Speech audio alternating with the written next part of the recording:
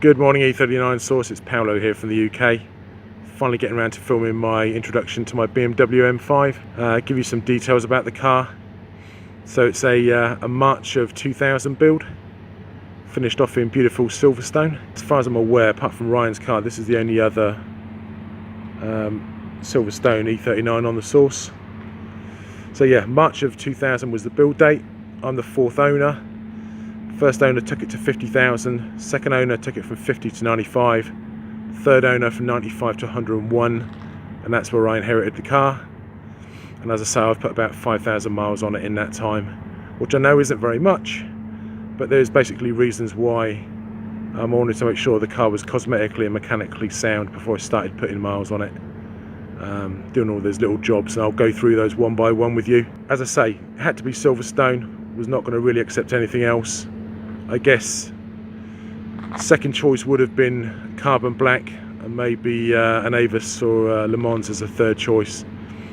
Not titanium silver though, because that was the colour of my 530, and I got so fed up with that colour, just really didn't want to have that colour ever again. So we'll go through all the bits and pieces for it, but before I do, let me just tell you the price was £9,000 for this car. I've invested a further 7,000, so I'm basically no, sorry, I bought it for 9, invested another 8, so I'm £17,000 in with this car now. But really, this car is now finished, apart from the ongoing kind of maintenance and other bits and pieces along the way. So what can I tell you? Paint condition is great. So I've got my notes here that I have to refer to, otherwise I'm only going to forget some stuff to talk about. So paint condition is fantastic, no rust on the car at all. It's been fully detailed as well. So let's just go through, well, let's start from the rear of the car. We'll go from the rear of the car to the front of the car, and we'll go through what I've done. So firstly, we have LED lights.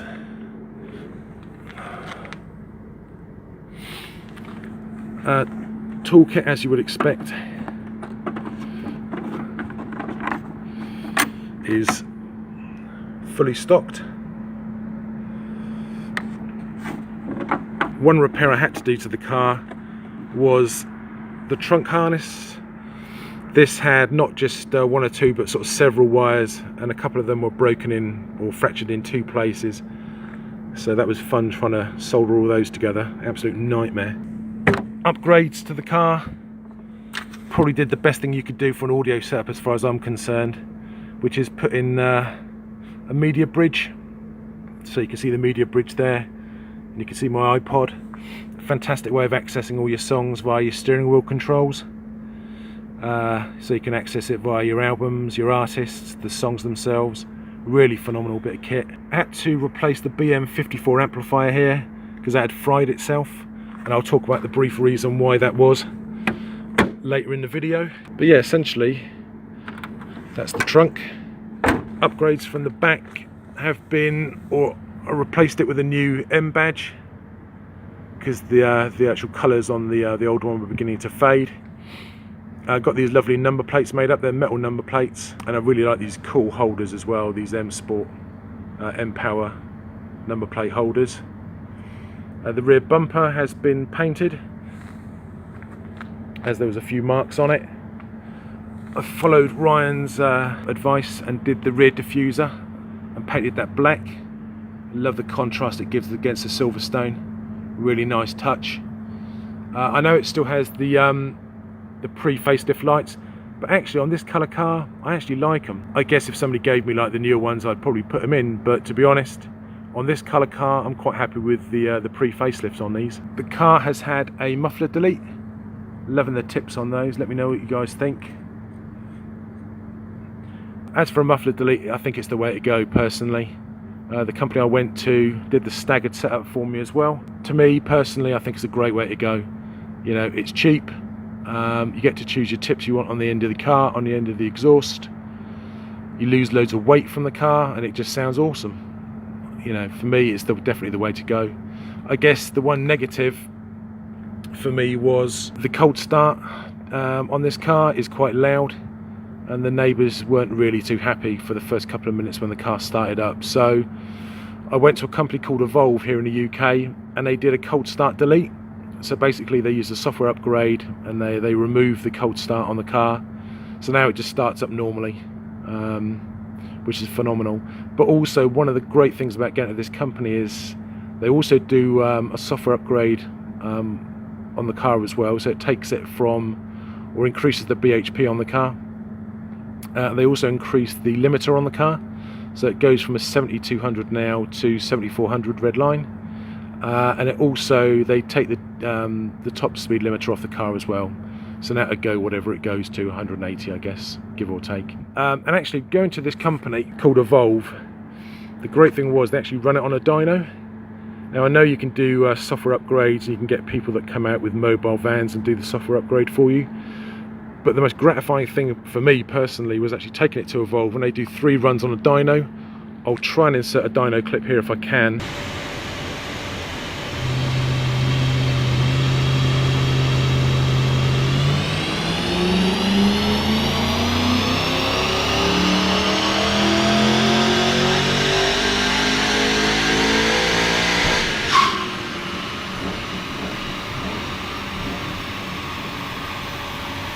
The first run they did, or the first 3 runs, the average BHP for the car came in at 394 brake, which is really fantastic.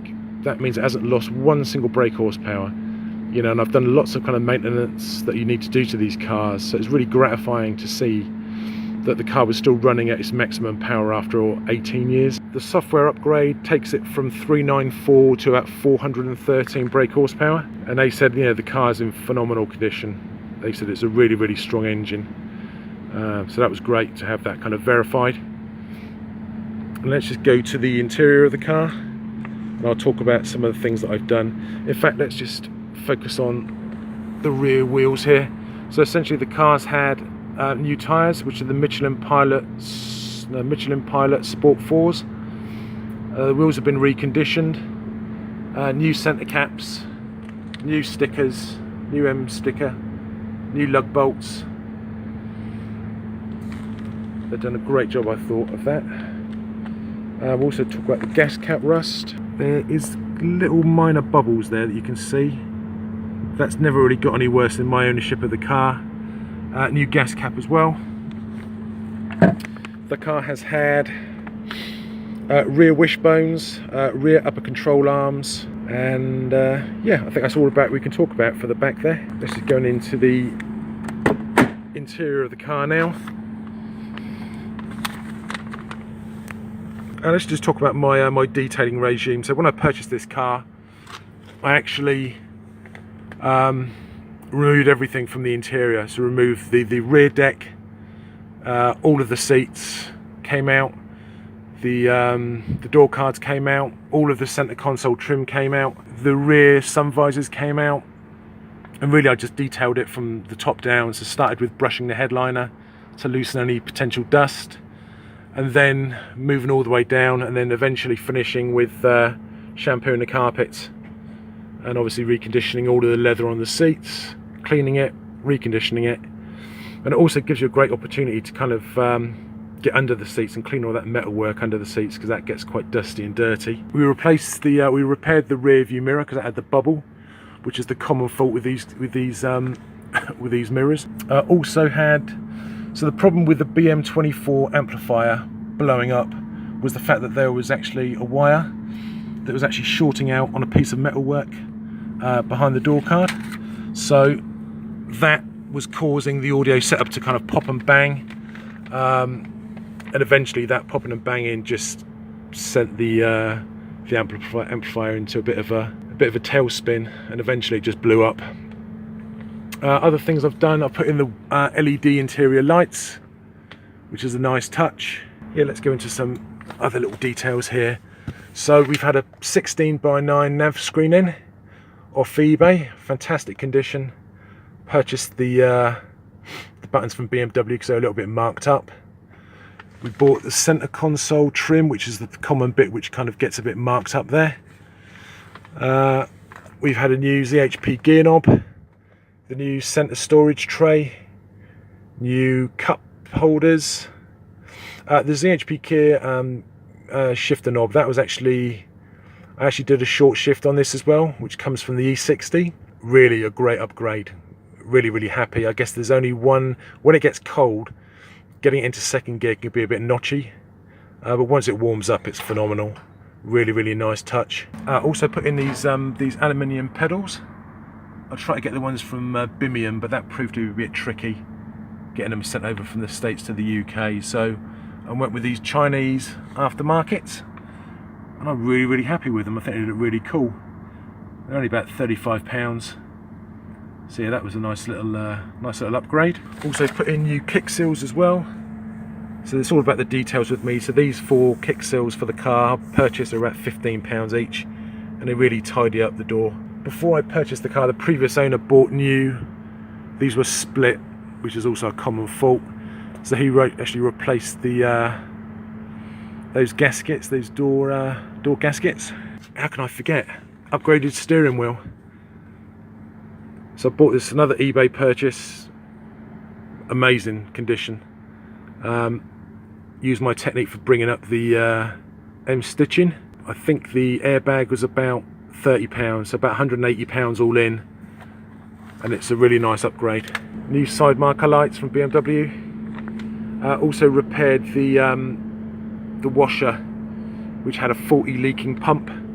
So following Ryan's DIY, that was a nice, relatively straightforward repair job. Go around to the front of the car. Decided to go with the Hella lights. I wasn't going to mess around by going with anything other than Hella on these. Very expensive, obviously about £800, but they do make the car look phenomenal. Obviously replaced the bulbs. They come with a yellow bulb, so changed those over for the white LEDs. New fog lights. Obviously loving those number plate holders. Okay, so let's do an engine startup for you guys. See how much noise this thing makes.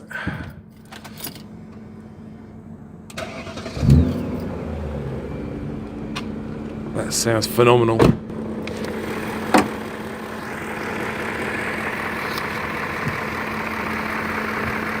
So that sounds pretty good to me, but let me know your thoughts. I think that sounds awesome. So things that have been done to the car mechanically. So the first thing is diff seals. All the diff seals were replaced. When I first purchased the car actually had it had an error for through an error for a CPS, an exhaust CPS. So as the car's got 100,000 miles on it, I just went ahead and purchased all four CPSs from BMW and got those swapped out. The car's also had pre-cat O2 sensors. I've heard that the post-cat make absolutely no difference, so just went ahead and bought the Bosch pre-cat O2 sensors, got those replaced. The car's also had a transmission fluid change, fuel filter. I also did the radiator hoses, the upper and lower radiator hose, along with the lower radiator hose temperature sensor. And at the same time I actually did I did a coolant flush as well. So that was obviously draining it from the engine block as well. The car's had a new BMW fan clutch. I just wanted to kind of change the things that could potentially cause the car to have a catastrophic failure. So things like radiator hoses, fan clutch, those kind of things. The car's had new MAFs. One of the first things I did to the car was actually changed out the alternator and the aircon belts, because they were looking a little bit cracked in places. The car's had new spark plugs. Spark plugs were done at 102, 624 miles. Also had an oil change. Swapped out the plenum bolts because they were a little bit rusty. So I blame Ryan for that, for passing on his OCD to me. The car's had new windscreen wipers. It's had new airbox clips. New air filter clips there. It's also had these new all filter housing bolts. So I bought those, it needed both of those. So I bought them from BMW about a year apart from each other. I couldn't bear the thought of giving BMW £17 for one small bolt. Outrageous. Also had the K&M Performance air filters put on the car, and the car's had a power steering fluid change, and obviously the power steering gasket as well. So really guys, that's about it. Let me know your thoughts and opinions, but essentially that's it. This car is never going to be a daily driver for me. It's going to be a weekends and evenings car. My daily commute is 40 miles on a motorway and stop-start traffic. So really, I want to enjoy this car, and that's not a particularly enjoyable journey. So I will be putting some more miles on it though, now that everything's been done on the car. So that's it. But let me know your thoughts and opinions, and in the meantime, I'll sign off. So thanks Ryan, and thanks E39 Source, and that's it. Thanks guys. Bye.